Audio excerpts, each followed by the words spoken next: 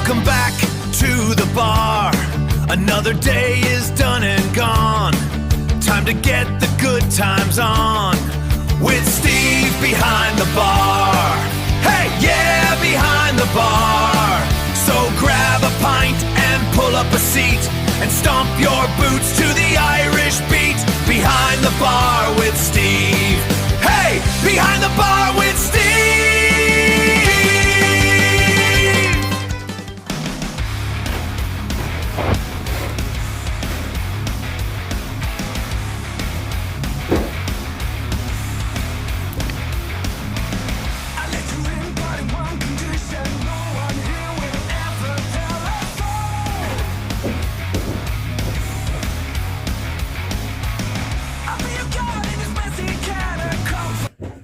Welcome to Behind the Bar with Steve! It's St. Patrick's Day!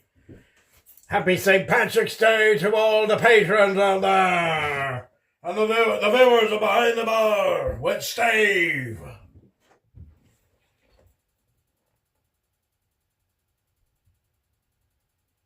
Happy St. Patrick's Day.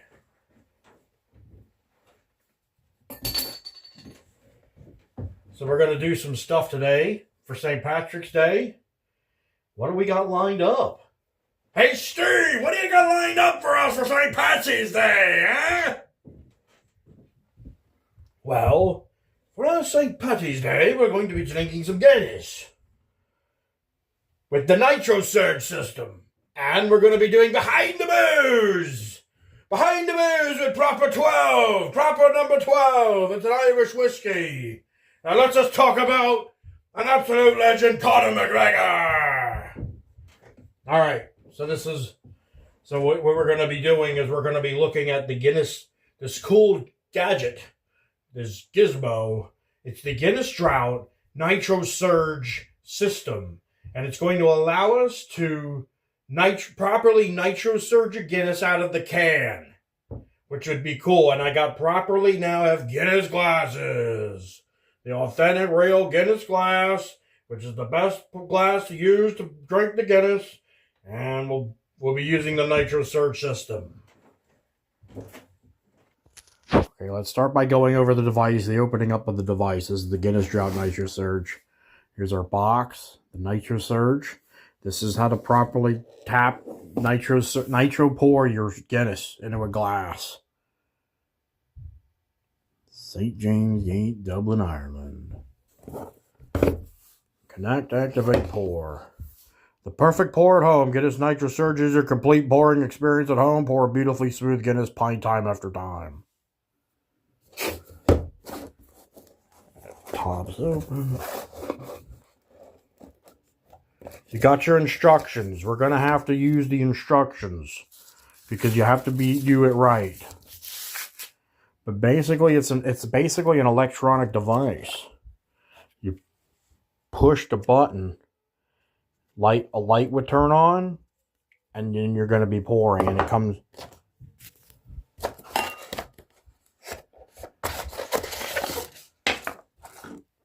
This is the pourer right here. This is the pourer we're going to use.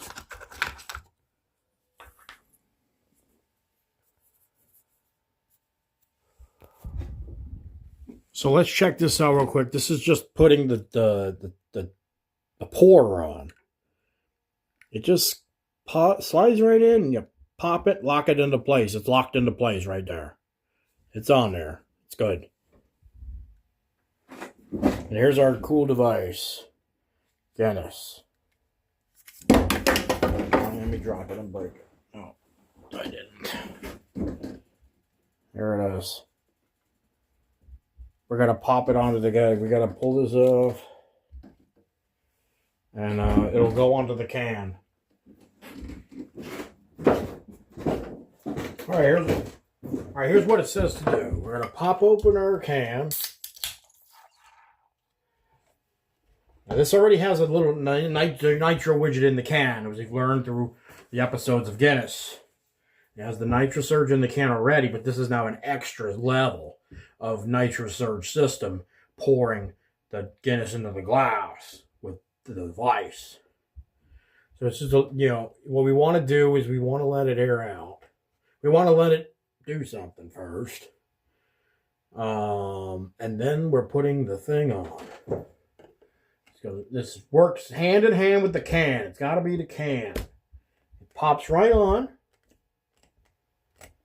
And then when we turn the button on, there it is. The Guinness lights up.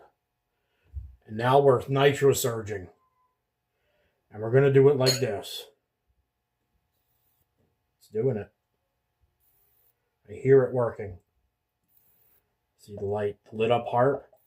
We're doing 45-degree angle pour.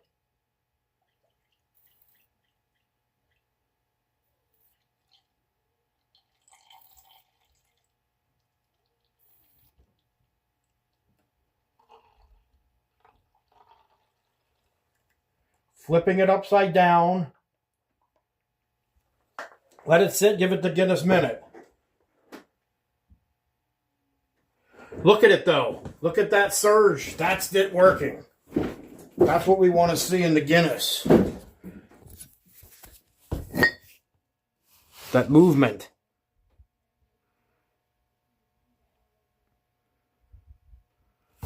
It's hard to see, but it's doing it.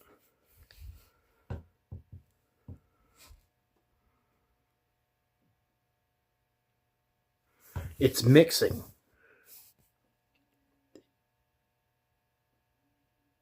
It's doing it. And look at the head. It's forming. That's what we wanted.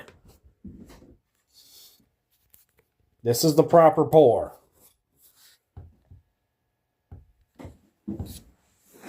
Giving it the Guinness minute.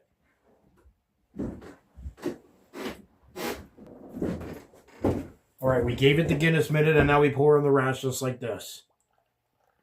Upside down.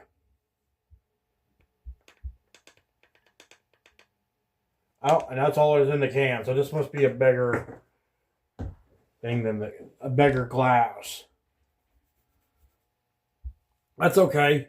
There you go. But you got a nice head on there. That's what you need.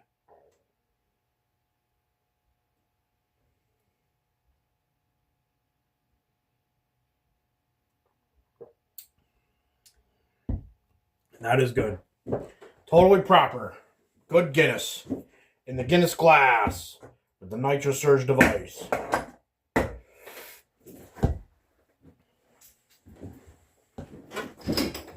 Alright, and now that we got our perfect St. Patrick's Day Guinness, we'll go behind the booze! This is behind the booze! And we're doing a proper number 12 Irish whiskey. Thought it would be a cool one to do because we get to talk about the notorious Conor McGregor! He's a badass! Conor McGregor is a fighter, mixed martial arts, big in the UFC, multiple champion, great fighting legend, and he's Irish. He's really fucking Irish. And what he wanted to do, he wanted to go to, while he was at his absolute highest, he wanted to go over to Ireland and basically, he's got a lot of money now and a lot of fame now. He wants to go to Ireland. He wants to make a real proper Irish whiskey. Not just something he's putting an endorsement on, but a whiskey where he's really looking at the roots of making Irish whiskey. He's learning it. He's studying it. He's got partners. And they're going to make a great Irish whiskey. And it's a bit of a fallback plan because anything can happen in the fighting world. Anything can happen. You could get injured. Your career could be over at any point. You could just want to walk away at some point after getting hit in the head too many times. So this was something he set up to invest in his future if he was to leave the sport. And he wanted to do it right. And he wanted to make something good. And he wanted to go over and he wanted to make a good Irish whiskey. Let's talk about the whiskey first. we'll talk about the whiskey. Here it is. You got your proper 12, proper number 12. Number 12 represents Dublin, District 12 in Ireland. He's from, Conor McGregor's from Dublin, District 12, Ireland. So it's Dublin 12, so it's proper number 12. Proper 12.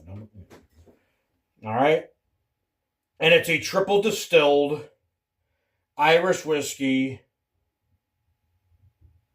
We're looking for, they say, even on the bottle, we're looking for hints of vanilla, honey, and toasted wood. They use bourbon casks. Oh, bourbon casks. Barrels, the barrels, for this one, to finish them and age them in. So you're getting those notes, like in a bourbon. You're aging it like a bourbon, but it's malted barley for proper 12 for making Irish whiskey.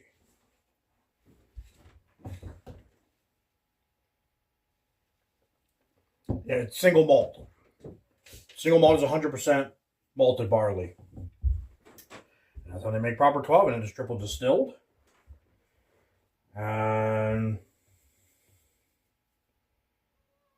And they use a golden grain, a sweet golden grain. And this whiskey is meant to be smooth and approachable. It's supposed to be smooth. It's supposed to be really good. And I've drank this and found that it is. It's very smooth. And we're gonna give it another go here tonight. We got our Glencairn glass. We're gonna pour in a bit.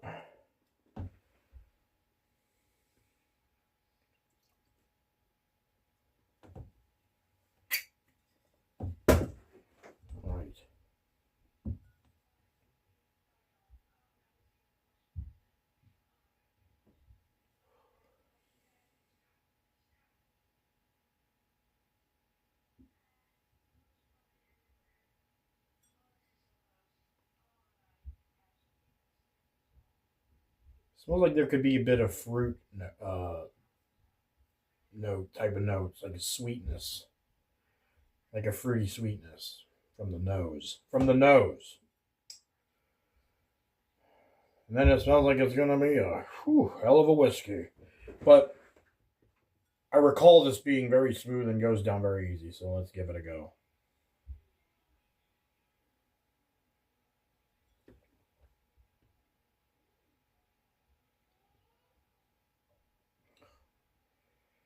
The notes get you right away. Real notes. I don't drink it and go whiskey. I go, we got fruitiness. We got toastiness. We got honey. Almost immediately. Yeah. Fruitiness and honey and a sweetness. And a smooth whiskey. Absolutely smooth as hell. Went down so easy.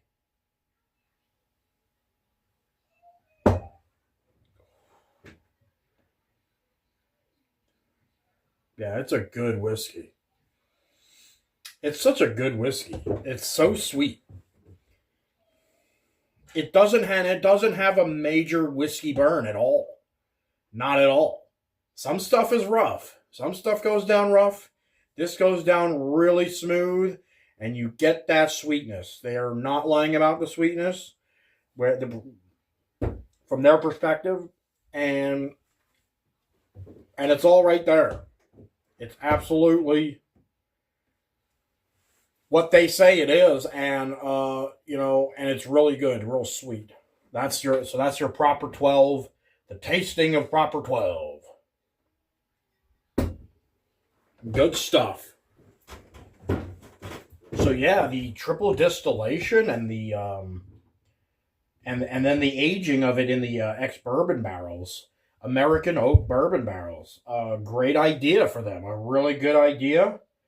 And this would give it notes of vanilla, honey, toasted wood, and light caramel notes, and I got those. Definitely the honey.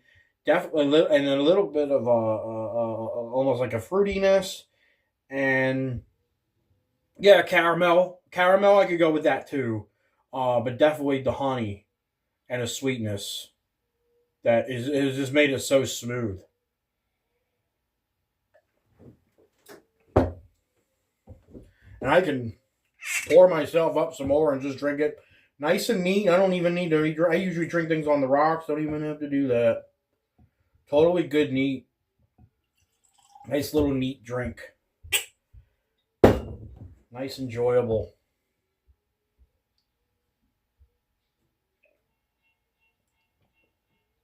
And of course, Irish whiskey pairs well with Guinness. Because this goes hand in hand. Irish whiskey, Guinness. Good stuff. And this is a good one. So I give Conor McGregor and the guys he helped that he worked with to make all this, I give them a lot of props. They made a great Irish whiskey. Almost top tier. I mean,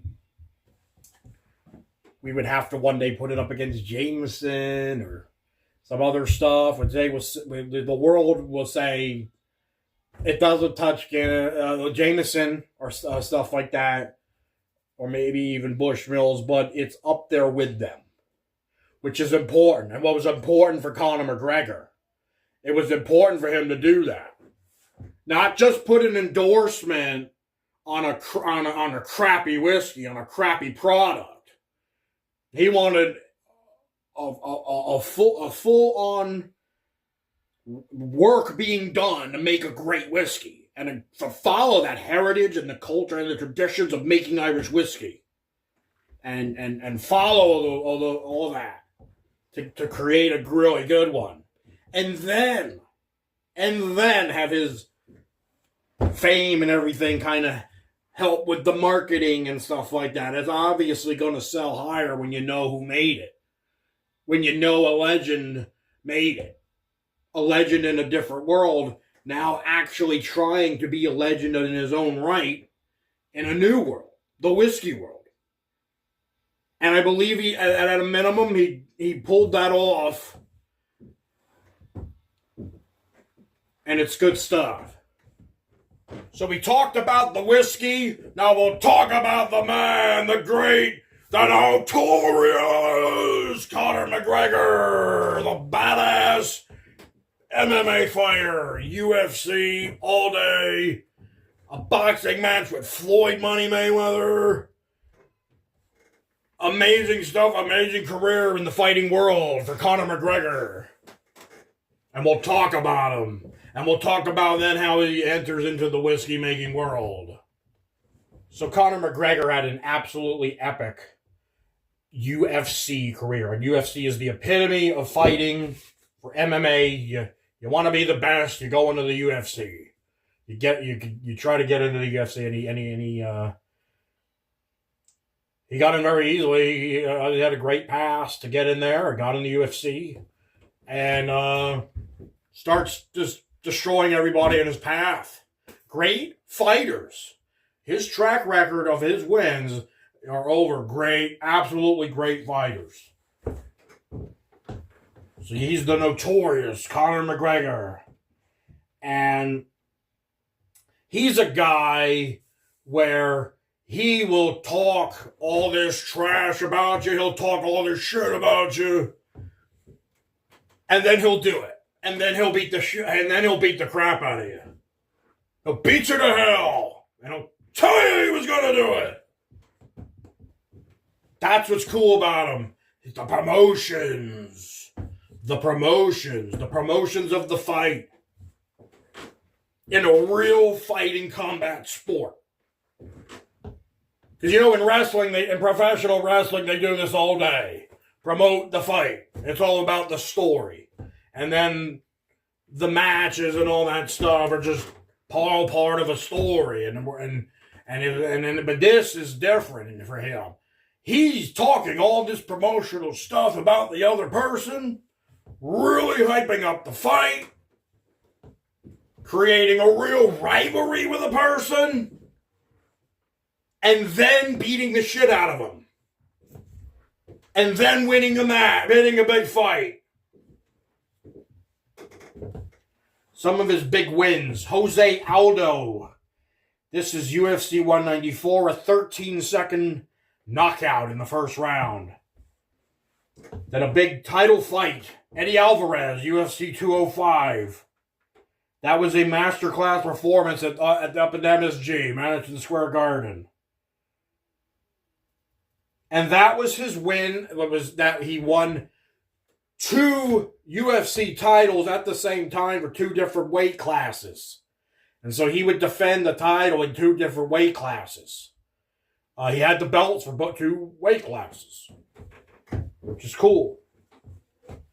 His first fight was against Dustin Poirier, a great fighter in his own wealth. Beat him in a first round win. And then he had like an absolutely epic rivalry with Nate Diaz. And Nate Diaz is a great fighter. Absolutely fantastic. One of the best on the world fighters. And Conor McGregor beat him up. And talked a lot of crap about him going into it and beat him up. Which is what Conor McGregor does. So yeah, it was McGregor and Diaz twice. In the first fight, Nate Diaz won by submission. And the second fight was an epic fight, back and forth fight. But Conor McGregor gave him more of the beatdown, and he won the second fight by decision. So a big rivalry, back and forth, fighting against Nate Diaz and Conor McGregor. And then we can't forget the time that Conor McGregor decided he would fight Floyd Money Mayweather in a boxing fight. In a boxing fight. He was going to take on, he has a history with boxing. So he was going to take on, he thought he could beat Floyd Money. But the epic promotion of it all was great. Fantastic. He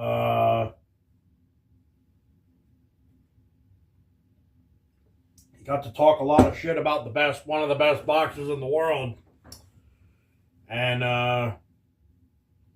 they fought, but unfortunately, I was hoping he would win that just to make a statement, but he didn't win the fight against Floyd Money Mayweather. Floyd Money Mayweather won ultimately by like a TKO type of finish. He did well. Conor did pretty good, but he didn't win the fight. So that happened. And so then with all this fame from the fighting world, and now he's got his whiskey going. He wanted to really put in the hard work with proper number 12. Make a great whiskey over there. And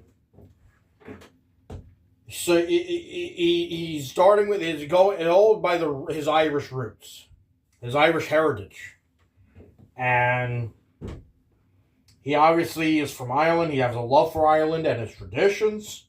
And Irish whiskey is a big tradition of Ireland. It's huge. And he wanted to be a part of that. And he wanted to make a very good whiskey, a very good Irish whiskey. And he wanted that whiskey to represent his hometown of Dublin, which gives it the name Dublin 12, proper number 12.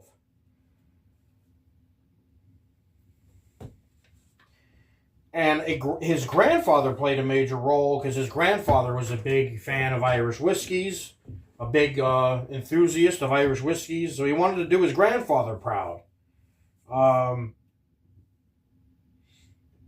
And he wanted full creative control. Him and his team, a couple of guys who worked with him, they wanted to have the full creative control. He didn't want to have any outside influence and stuff. He wanted to go into this doing it the right way and make a really good whiskey. And of course, it became a long-term venture. His buddies were Audie Attar and Ken Austin. That was the 2 other guys. And they wanted to create a smooth, approachable Irish whiskey that appealed to both casual drinkers and big whiskey fans and enthusiasts. And McGregor was heavily involved in the tasting and development process. He mostly brought the money, but he also did full-on partake in the process. And they were doing this at the old Bushmills distillery, which means they were able to almost like have consultation, but like be consulted and talk about expert whiskey making with the experts themselves, of the makers of Bushmills. So there was a good connection there too.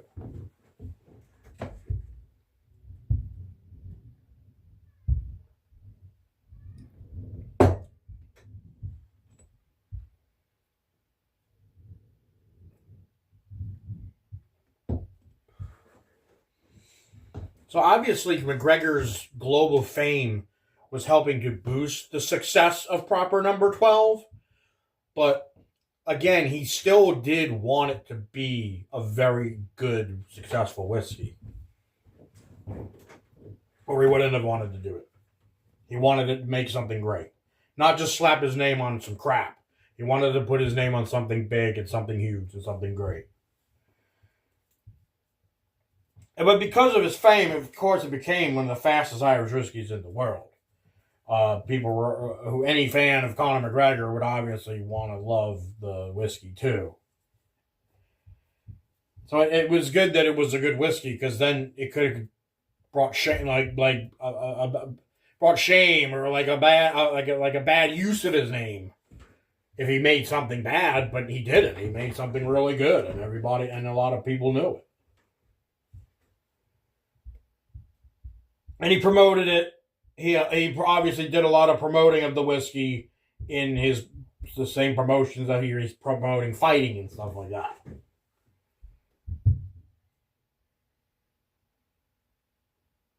And he wanted to expand himself into entrepreneurship. And he wanted to have a flagship business venture, and that was Proper Number 12. And from it, he became one of the most financially successful fighters. The combination of the money from the fighting and the money from the whiskey, he's doing very well for himself. Very, very well for himself. All right, so now we're talking about the sale, the big sale. Conor McGregor, after making the whiskey one of the most successful in the world, he decided he was going to sell the company. His company was called Ire, and he sold it to Proximo Spirits, a big spirit company. He sold it to Proximo Spirits for $600 million, and he obviously saw a lot of that profit. About $200 to $400 million worth of profit in his pocket, improving his own wealth, his own net worth. His own net worth increased greatly. About $250 million is what is approximated at. But one deal that was made between Proximo and Conor McGregor is that he would retain some type of creative control, not ownership, but he already got his big payout. He already got his big money gain, his big buyout. But he had influence. They allowed him to still have creative influence in the whiskey, and they allowed him to start participate in tastings and to partake in his involvement with the company. To moving the company forward, or moving the brand forward, but obviously now owned by Proximo. But they allowed him to still have an influence and have a say, have some little bit of creative control there, which is good. But we have to keep in mind he was bought out. He and it's ranked up there with whiskey giants like Jameson, Tullamore Dew, and Bushmills. So it's right up there with them. You'll go to the liquor store and see this next to those. It's everywhere. About $26 a bottle, so it's not a very expensive whiskey, but a very good one. And for the price, absolutely a good whiskey for the price. And just pretty much the last thing about Conor McGregor and the Proper 12 brand, when he were making it, he personally him and his team would sample 100 batches. They've sampled 100 batches before choosing the final recipe. So they were really going through it to make sure they had the best perfect whiskey. 100 taste tests to get it, so they felt they got it right. So made all these different test batches and tried them all, and then they chose the perfect one to make their famed proper 12 whiskey. And then, as I love impersonating Conor McGregor, we gotta go over some of his famous quotes. Here's one. At the end of the day, you got to feel some way. So why not feel unbeatable? Why not feel untouchable? You know, from all the trash talk and stuff like that, you get some great quotes. All right, something he told Jose Aldo. If this was a different time, I would invade his favela on horseback and kill anyone who wasn't fit to work. I see stiffness in that body. He's a dead man walking.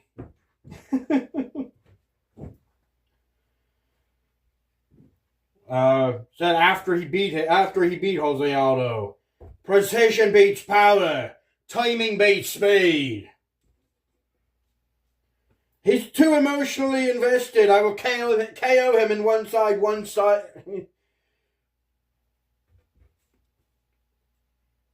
Something he said before the fight. He's too emotionally invested. I will KO him inside one round.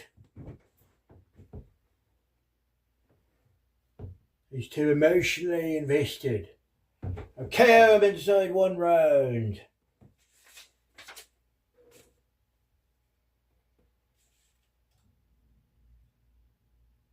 There's only one thing it's impossible to beat. A man that doesn't give up. I fear no man. If you breathe oxygen, I do not fear you.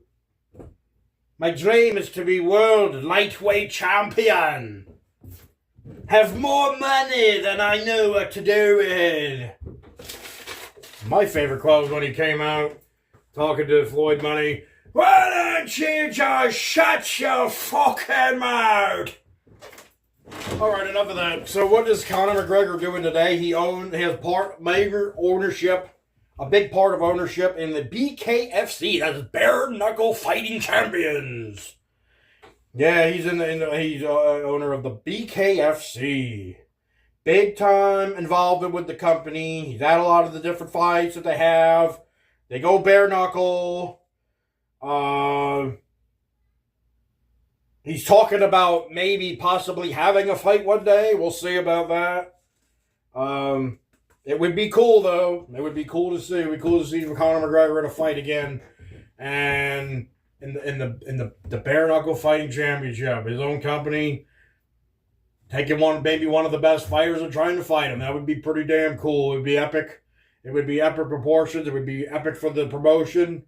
And that would be pretty cool, but for now he just has a lot of control over the company, ownership, stuff like that.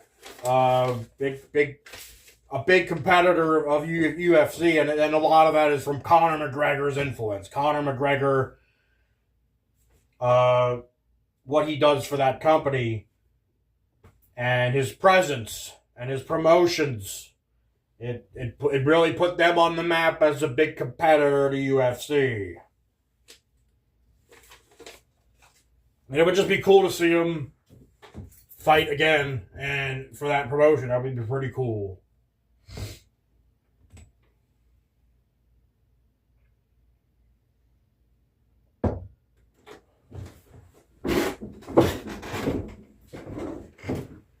So anyway, that's going to do it for today's episode. We poured up a Guinness with the Nitrosurge.